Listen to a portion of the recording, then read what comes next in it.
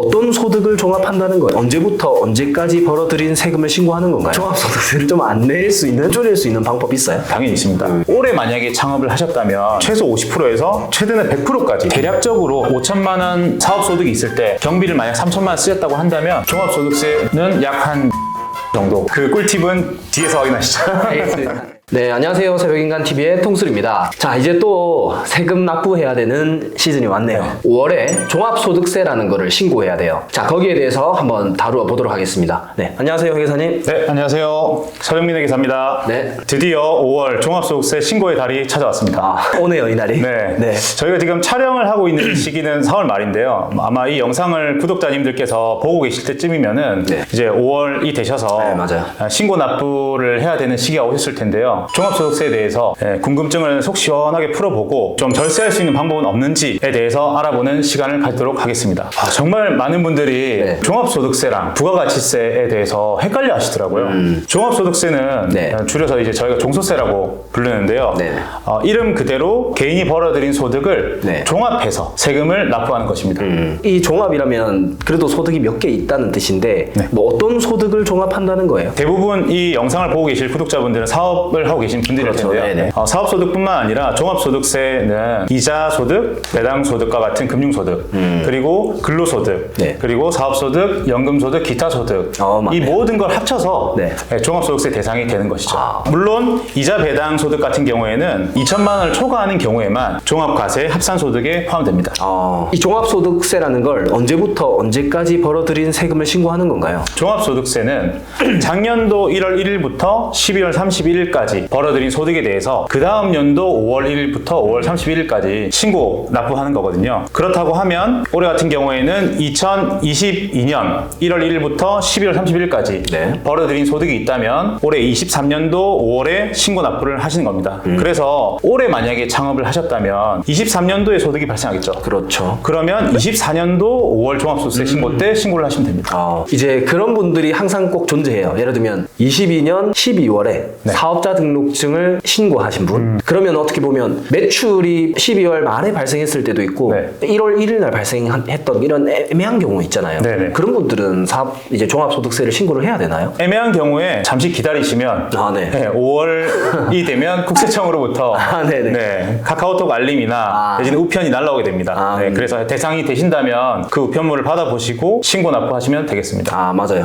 혹시나 애매하시면 홈택스 가입하셔서 신고 도움 서비스라는 거를 이제 찾아서 보시면 대상자인지 명확하게 나오니까 그거 한번 보시고요. 부가가치세랑 종합소득세랑 뭐 다른 건가요? 그럼요. 이름부터 다르잖아요. 네. 그렇죠. 근데 생각보다 많은 분들이 헷갈려 하시더라고요. 헷갈려요. 그래서 뭐 간단하게 설명드리면 일단 종합소득세는 앞전에 말씀드린 것처럼 저희가 종합소득세 대상이 되는 이자, 배당, 근로, 사업, 연금, 기타 소득에 대해서 세율을 구간에 따라서 세금을 신고 납부하는 거고요. 부가가치세는 저희가 벌어들인 거에 대해서 내는 게 아니라 재화나 용역을 공급하고 그 공급한 대가에 대해서 부가가치세를 납부하는 거거든요. 네네. 그래서 일반 가세자 같은 경우에는 저희가 10% 네. 부가세율 납부를 하시면 되고 네. 간이가세자 같은 경우에는 간이가세율에 따라서 신고 납부를 하게 됩니다. 간단하게 제가 예를 한번 들어볼게요. 네. 저희가 10,000원짜리 상품을 팔았고 그리고 5,000원에 저희가 사왔어요. 네. 그러면 10,000원짜리를 팔 때 저희가 부가세를 받잖아요. 네. 11,000원을 받았겠죠. 그리고 저희가 물건을 사올 때도 5,000원이 아니라 5,500원 그렇죠. 주고 사왔겠죠. 네. 그러면 부가가치세는 11,000원 중에서 1,000원이 부가가치세, 그리고 저희 사온 것 중에서는 5,500원 중에 500원이 매입 부가세 네. 이기 때문에 1,000원에서 500원을 뺀 500원에 대해서 부가세를 납부하시면 되고요. 네. 저희가 벌어들인 것은 10,000원에서 5,000원을 뺀 5,000원을 벌어들였잖아요. 네네. 그 5,000원에 대해서는 종합소득세 신고 납부하시면 되겠습니다. 이해가 쏙 되는데요. 네. 이 영상을 보고 계신 구독자분들은 대부분 이제 구매 대행업을 하고 계실 텐데 저희 구매 대행업 같은 경우에는 해외 구매 대행업을 대신해주고 받는 수수료를 받는 개념이기 때문에 그렇죠.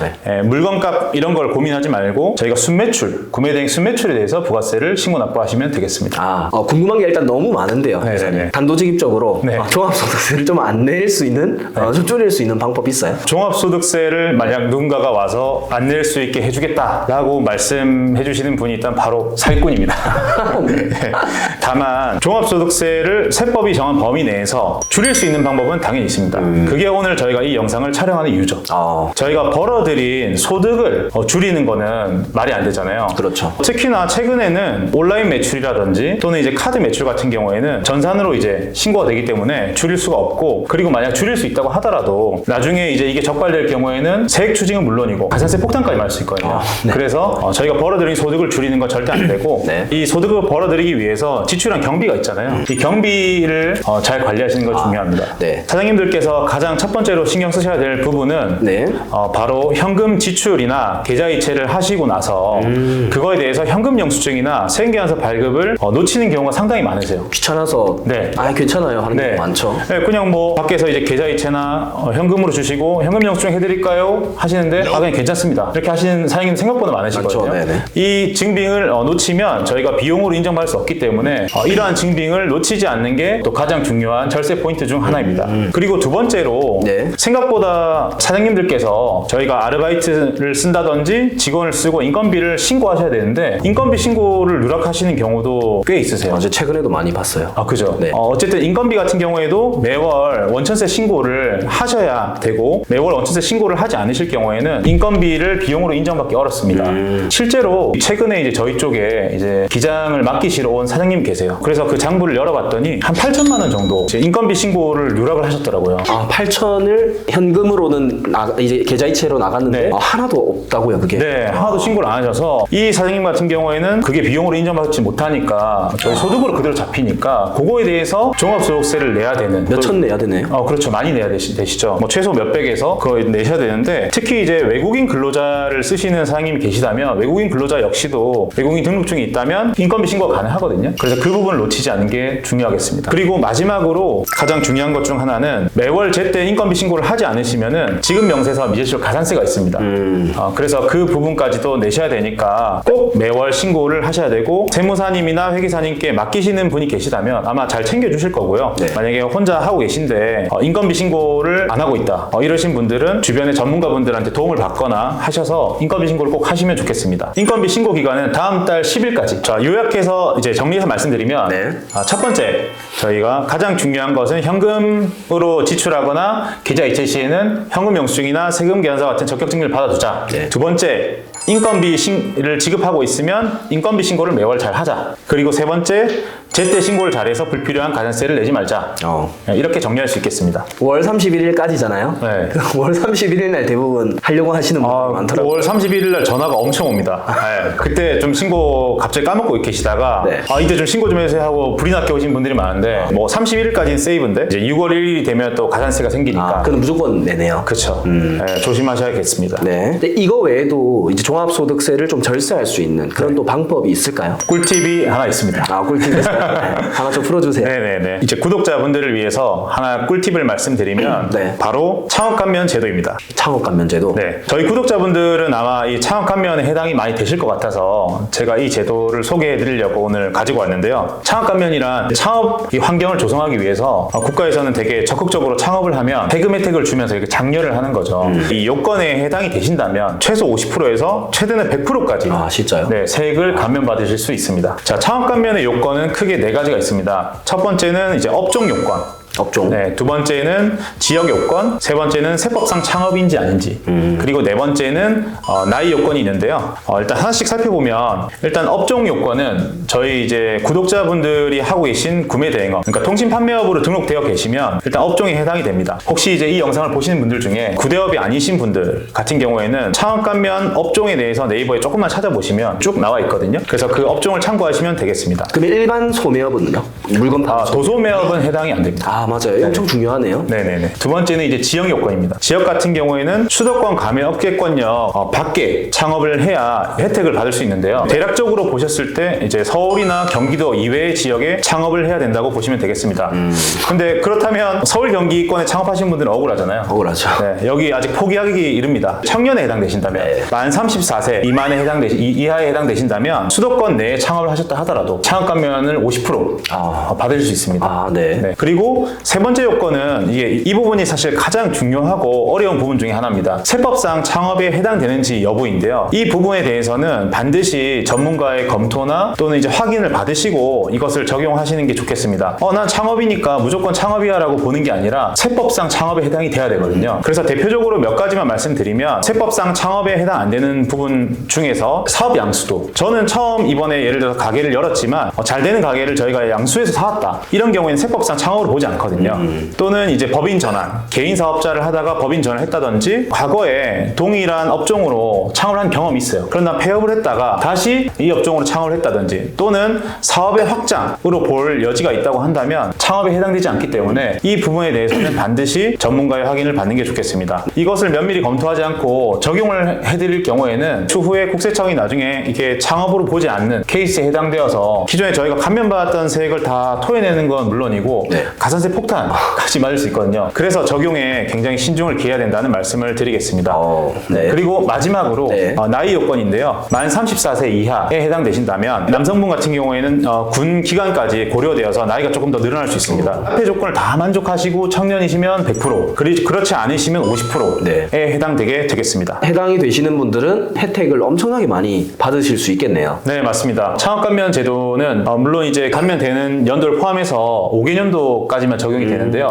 잘만 활용한다고 하면 뭐 최대 100%까지 세금이 감면될 수 있으니까 정말 파워풀하다 볼 수 있겠고, 한 가지만 더 말씀드리면 창업감면 제도 같은 경우에는 최저한세 대상이거든요. 그래서 최저한세란 무엇이냐면 국가에서 그래도 최소한 이 정도 세금은 네가 내야지 라는 게 있거든요. 그래서 이제 창업감면에 해당되시다 하더라도 일부 사업자분들께서는 약간의 세금은 나올 수도 있다 정도만 알아두시면 되겠습니다.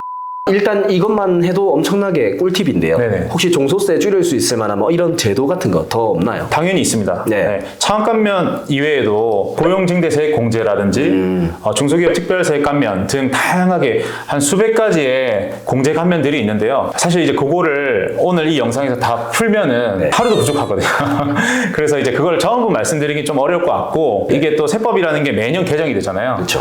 그래서 저희 직원들도 진짜 이거 매번 개정될 때마다 이걸 공부하고 업데이트를 하고 있거든요. 그래서 이러한 부분은 개인 사업자마다 또 상황이 다 다르기 때문에 가급적이면 이런 것들을 잘 적용할 수 있는 전문가분들한테 맡기시는 걸 추천드리겠습니다. 복잡해서 이건 진짜 개개인마다 다 다르다는 거잖아요. 그렇죠. 이제 저희 구독자분들 중에 가장 많은 유형이 회사원인데 구매 대행을 이렇게 하시는 분. 그러니까 쉽게 말하면 아까 소득 중에서 근로소득과 사업소득이 같이 발생하는 사람들. 이런 분들은 어떻게 신고하면 되나요? 근로소득만 갖고 계시는 분들 같은 경우에는 연말정산을 하고 이제 끝이 나는 거고, 근로소득 이외에 사업소득을 같이 가지고 계신 분 내지는 사업소득만 가지고 계신 분 같은 경우에는 이 종합소득세 신고를 5월에 반드시 하셔야 됩니다. 가끔 이제 2월에 연말정산을 했는데 또 신고를 해야 되나요? 이렇게 물어보시는 분들 계신데, 연말정산을 하셨다 하더라도 뭐 투잡으로 인해서 다른 사업소득이 계시다면 반드시 이번 5월에 종합소득세 신고를 하셔야 됩니다. 그러면 이제 근로소득과 사업소득 합산 금액이 5천만 원인 사람과 그리고 사업소득 5천만 원인 사람이 이제 세금이 좀 달라지는 건가요?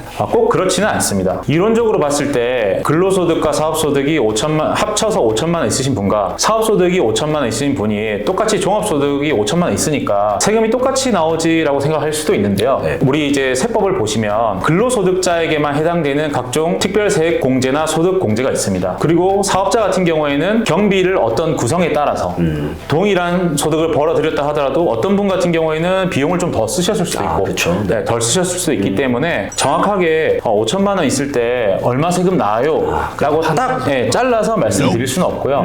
대략적으로 저희가 5천만 원 사업소득이 있을 때 경비를 만약 3천만 원 쓰셨다고 한다면 종합소득세는 약 한 160만 원 정도 내신다고 보시면 되겠는데, 앞서 설명드린 것처럼 개인별로 소득 공제나 소득 감면도 다르고 그렇기 때문에 개인별로 동일하게 소득을 벌어들였다 하더라도 차이가 날 수 있다고 보시면 되겠습니다. 사실 그렇기 때문에 종합 종합소득세 신고는 좀 셀프 신고보다는 전문가분한테 맡기시는 걸 좀 추천드립니다. 왜냐면은 각 상황에 놓이는 상황에 따라서 세액이 정말 많이 달라지거든요. 이런 부분 때문에 직접 신고하시는 것보다는 주변의 전문가분들한테 맡기셔서 신고하시는 걸 추천드리겠습니다. 네. 셀프 신고 영상을 만들기가 힘든 게 이제 이런 유형이 너무 많네요. 보니까. 그렇죠. 1년에 사실 한 번 신고하는 건데 이거를 뭐 공부하는데 시간 쓰고 그리고 또 잘못 신고되면 가산세 맞고 굳이 이제 겪지 않아도 되는 절차를 겪지 말라고 네. 제가 말씀드리는 거고 제 주변에도 물어보시면 그냥 돈 주고 맡기라고 해요. 바로 갈 수 있는 길이 있는데 뭐 돌아갈 필요가 없지 않을까요? 그렇죠. 그냥 저도 직접 하려 했지만 그냥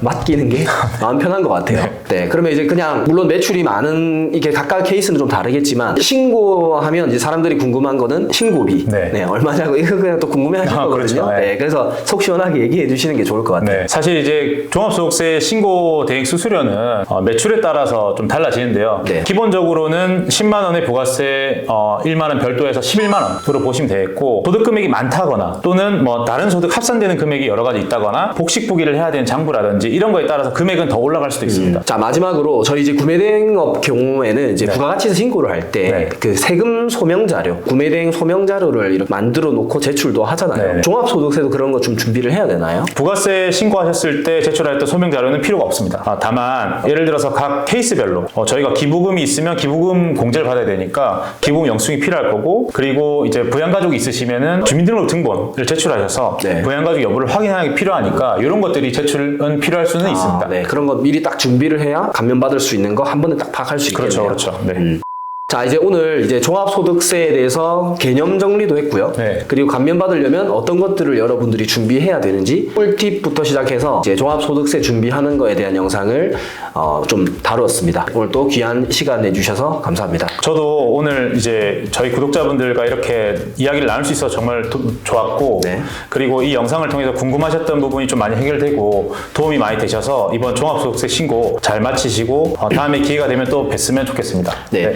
분명히 이제 세금 같은 거는 추가적으로 궁금하신 분들이 있을 거란 말이에요. 네네네. 유튜브 댓글로 하시면 좀 저희가 답변을 놓칠 수가 있으니까 여기 카카오 채널톡을 또 운영을 하시거든요. 네네. 여기로 이제 질문하는 거 돈 드는 거 아니니까 궁금하신 거는 여기다가 문의를 하시면 개개인의 상황에 대해서 좀 많이 해소를 하실 수 있을 것 같습니다. 네. 네, 그럼 오늘 여기까지 하도록 하겠습니다. 감사합니다. 네, 감사합니다.